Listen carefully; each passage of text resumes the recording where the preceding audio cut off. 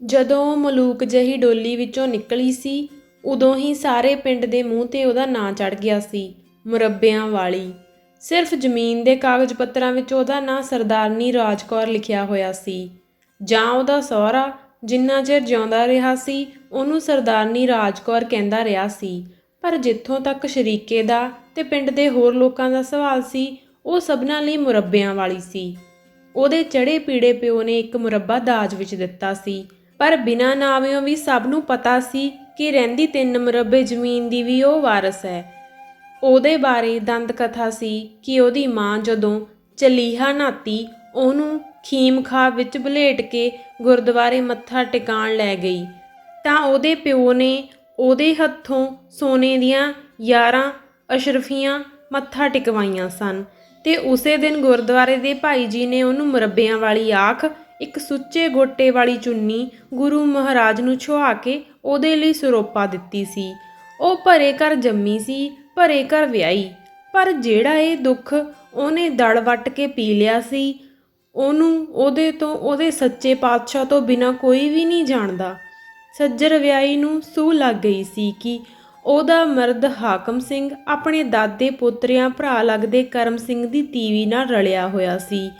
ਪਿੱਛੋਂ ਉਸਨੇ ਇਸ ਗੱਲ ਦੀ ਈਚੀ ਬੀਚੀ ਵੀ ਜਾਣ ਲਈ ਸੀ।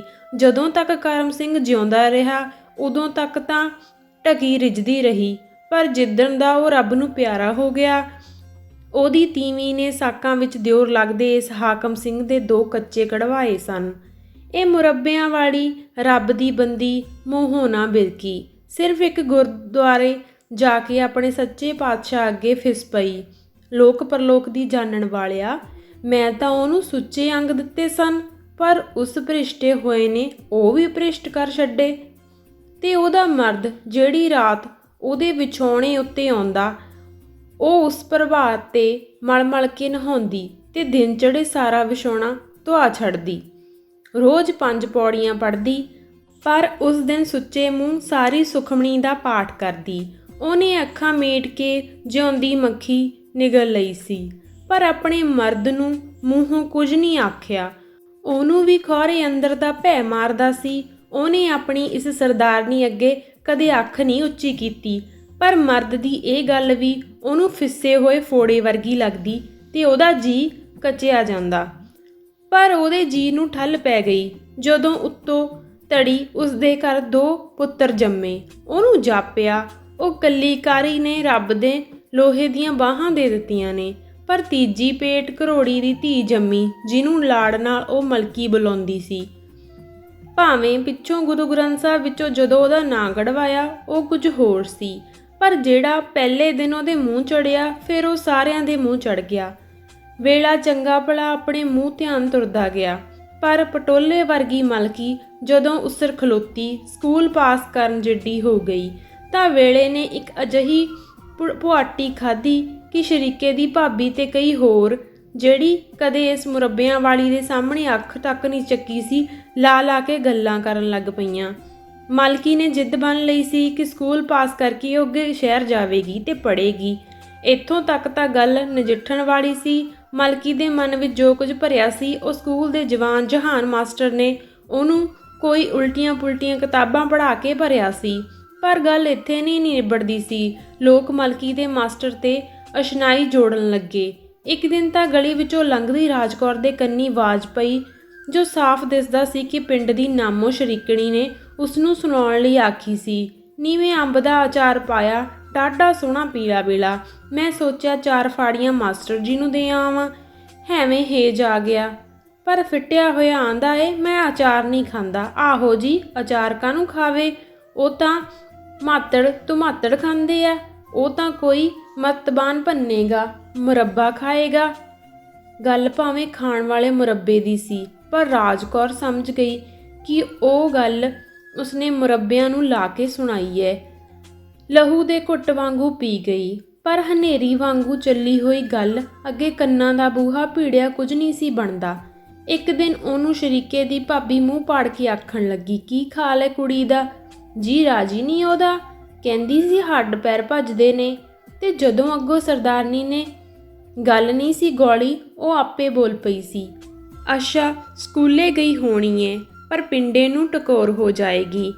ਉਸ ਦਿਨ ਸਰਦਾਰਨੀ ਰਾਜ ਕੌਰ ਨੇ ਛੋਲਿਆਂ ਵਾਂਗੂ ਅਜਿਹਾ ਵੱਟ ਖਾ ਕੇ ਛਮ-ਛਮ ਰੋਂਦੀ ਮਲਕੀ ਨੂੰ ਵੇਖ ਕੇ ਉਹਦੇ ਮਨ ਦਾ ਦਾਣਾ ਗਲਣ ਵਿੱਚ ਨਹੀਂ ਸੀ ਆਇਆ ਤੇ ਉਹ ਹਾਮੀ ਭਰ ਕੇ ਮਲਕੀ ਦੇ ਪਿਓ ਨੇ ਜਿੱਥੇ ਚਾਹਿਆ ਉੱਥੇ ਮਲਕੀ ਦਾ ਸਾਕ ਪੱਕਾ ਕਰ ਦਿੱਤਾ ਸੀ। ਬੂਹੇ ਜੰਝ ਢੁੱਕਣ ਵਾਲੀ ਸੀ। ਗਣੇਤਰੀ ਦੇ ਦਿਨ ਰਹਿੰਦੇ ਸਨ ਜਦੋਂ ਮਲਕੀ ਨੇ ਇੱਕ ਦਿਨ ਪਿੱਪਲ ਦੇ ਪੱਤੇ ਵਾਂਗ ਕੰਬਦੀ ਨੇ ਮਾਂ ਨੂੰ ਅੰਦਰ ਵੜ ਕੇ ਆਖਿਆ ਕਿ ਉਹਦਾ ਜੀਅ ਵਿੱਚ ਜਿਹੜਾ ਮਰਦ ਸੀ ਉਹ ਮਾਸਟਰ ਸੀ। ਹੁਣ ਉਹਦੇ ਜੀਅ ਵਿੱਚ ਕੋਈ ਹੋਰ ਨਹੀਂ ਸੀ ਸਮਾਣਾ। ਪਰ ਰਾਜ ਕੌਰ ਨੇ ਉਹਦੇ ਸਿਰ 'ਤੇ ਹੱਥ ਫੇਰ ਕੇ ਆਪਣੀ ਇੱਜ਼ਤ ਦਾ ਵਾਸਤਾ ਪਾਇਆ, ਜਿਵੇਂ ਮਲਕੀ ਨੇ ਬਲਦ ਦੇ ਸਿੰਗਾਂ ਵਾਂਗੂ ਧਰਤੀ ਸਿਰ ਉੱਤੇ ਚੁੱਕਣੀ ਹੋਵੇ ਤੇ ਜਿਉਂ ਥਾਂ ਹਿੱਲਣ ਨਾਲ ਸਾਰੀ ਧਰਤੀ ਹਿੱਲ ਜਾਣੀ ਹੋਵੇ। ਸੋ ਮਲਕੀ ਨੇ ਬਲਦ ਦੇ ਸਿੰਗਾਂ ਵਾਂਗੂ ਧਰਤੀ ਸਿਰ ਉੱਤੇ ਚੱਕ ਲਈ ਸੀ। ਘਰ ਦੀ ਇੱਜ਼ਤ ਬਣੀ ਰਹਿ ਗਈ।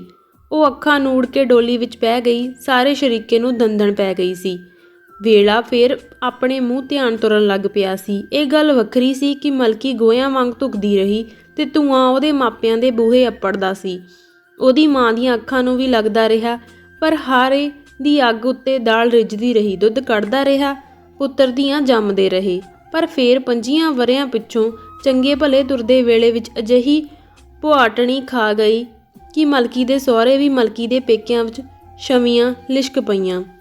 ਮਲਕੀ ਦੀ ਪਲੇਠੀ ਧੀ ਸਾਹਿਬ ਕੌਰ, ਜਿਹਨੂੰ ਸਾਰੇ ਪਿਆਰ ਨਾਲ ਸਾਹਿਬਾਂ ਆਖਦੇ ਸਨ, ਜੋ ਪਿਛਲੇ 6 ਵਰ੍ਹਿਆਂ ਤੋਂ ਸ਼ਹਿਰ ਪੜ੍ਹਦੀ ਸੀ, ਜਦੋਂ ਪੜ੍ਹ ਕੇ ਆਈ ਤਾਂ ਆਉਂਦੀ ਨੇ ਮਾਂ ਪਿਓ ਨੂੰ ਆਖ ਦਿੱਤਾ ਉਹ ਆਪਣੀ ਮਰਜ਼ੀ ਨਾਲ ਮਰਦ ਨਾਲ ਵਿਆਹ ਕਰਵਾਵੇਗੀ। ਇਹ ਪਤਾ ਲੱਗਾ ਉਹਦੀ ਮਰਜ਼ੀ ਦਾ ਮਰਦ ਮਜ਼੍ਹਬੀਆਂ ਦਾ ਇੱਕ ਲੜਕਾ ਸੀ ਜੋ ਉਹਦੇ ਨਾਲ ਉਹਦੇ ਕਾਲਜ ਵਿੱਚ ਪੜ੍ਹਦਾ ਸੀ। ਹੁਣ ਅਗਲੀ ਪੜ੍ਹਾਈ ਵਾਸਤੇ ਪਤਾ ਨਹੀਂ ਕਿਹੜੇ ਦੇਸ਼ ਚੱਲਿਆ ਸੀ। ਸਾਹਿਬਾਂ ਦੇ ਭਰਾ ਛੋਟੇ ਸਨ, ਪਰ ਪਿਓ ਤੇ ਚਾਚੇ ਅਜੇ ਵੀ ਲੋਹੇ ਦੀਆਂ ਲੱਠਾਂ ਵਰਗੇ ਸਨ ਤੇ ਉਧਰੋਂ ਸਾਹਿਬਾਂ ਦੇ ਮਾਮੇ ਪੈਰਾਂ ਦੀ ਅੱਡੀਆਂ ਨਾਲ ਧਰਤੀ ਪਾੜਦੇ ਸਨ। ਸੋ ਇੱਕ ਕਹਿਰ ਝੁੱਲ ਗਿਆ।